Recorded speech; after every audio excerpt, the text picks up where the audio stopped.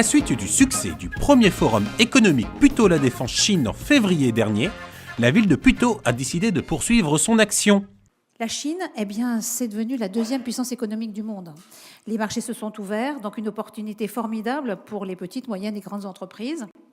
Et donc, on a voulu mettre en place un challenge, donc le premier Business Challenge, Puteaux La Défense Chine. Et je pense que nous allons arriver à faire de très belles choses en coopération et ensemble. Et quoi de mieux qu'un challenge pour envoyer les meilleures entreprises putéoliennes se développer dans l'Eldorado chinois? Et il se trouve que moi, je suis très attachée aux petites entreprises, dans un premier temps, et à les faire connaître, à leur donner la possibilité d'évoluer, d'exporter, de se faire connaître de l'étranger, de se créer, de se générer un commerce avec l'international. Et cette idée de challenge, ça permettait de se lancer dans ce créneau-là, d'offrir la possibilité à certaines entreprises de partir un peu follement dans un voyage vers la Chine, et puis, je l'espère, de générer des liens qui vont leur permettre de se développer. Donc nous avons sélectionné, difficilement parfois, il faut le dire, certains dossiers pour arriver à 5 qui sont, à notre avis, chacun dans leur activité, extrêmement représentatifs de ce que peut représenter la France et ce qu'elle peut aller apporter de mieux sur le territoire chinois. Un territoire levier de croissance pour toutes ces entreprises. Alors on avait la volonté de participer au challenge parce que c'est vrai que la ville de Puteaux nous offre des opportunités et qu'il faut savoir les saisir. Et qu'on a une forte volonté justement d'exporter nos produits assez rapidement. Eh ben, on commence tout juste donc à se développer et on s'est dit que c'était une belle opportunité pour nous d'exporter nos produits en Chine. Pour moi, c'est le marché chinois, c'est un fort débouché, notamment pour des vins particuliers que je représente, les vins très vieux et très prestigieux.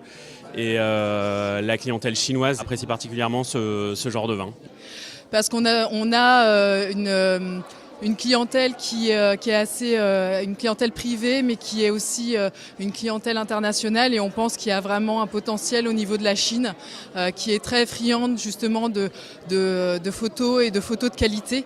L'entreprise s'appelle Belle à Paris, mais j'aimerais faire un Belle à Pékin, tout simplement pour faire découvrir en fait à chaque femme qui vient dans ces grandes villes, connaître les créateurs et pouvoir bénéficier d'un reportage photo personnalisé chez ces différents créateurs. On est en train de développer Rush Event en France et on veut partir très très rapidement à l'international. Parce que notre business model est très simple. Il nous suffit de référencer des lieux, des prestataires et de répondre aux demandes des sociétés. Les 5 entreprises sélectionnées suivront un programme préparé par l'Agence nationale d'internationalisation Business France.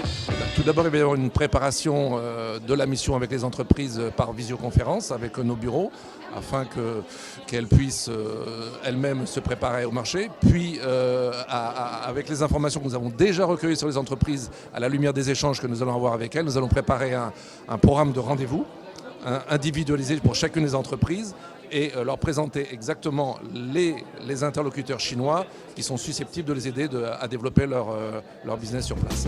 Un programme individualisé particulièrement apprécié. Je trouve ça formidable que notre ville organise ce challenge.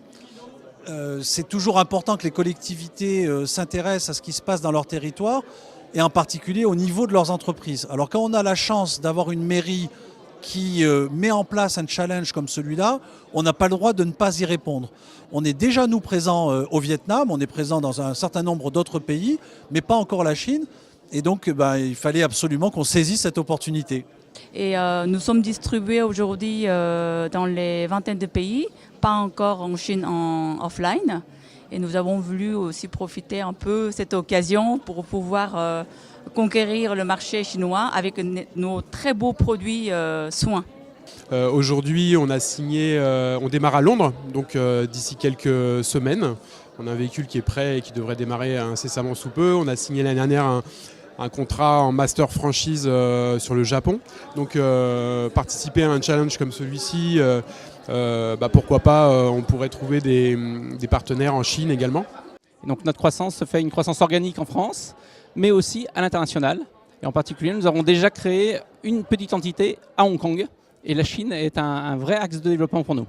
Shanghai est pour nous le centre névralgique de notre activité de fabricant de packaging puisque beaucoup de grosses enseignes vont avoir leurs bureaux commerciaux à Shanghai.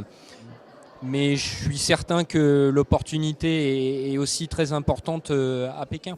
Et il n'y a pas de perdant. Les autres entreprises sont invitées à poursuivre leur préparation auprès de la Chambre du commerce et de l'industrie des Hauts-de-Seine. Et on a sélectionné 5, mais les autres entreprises, on les a invitées, nous, aux chambres de commerce, à un événement qu'on organise chaque année, qui sont les rencontres export.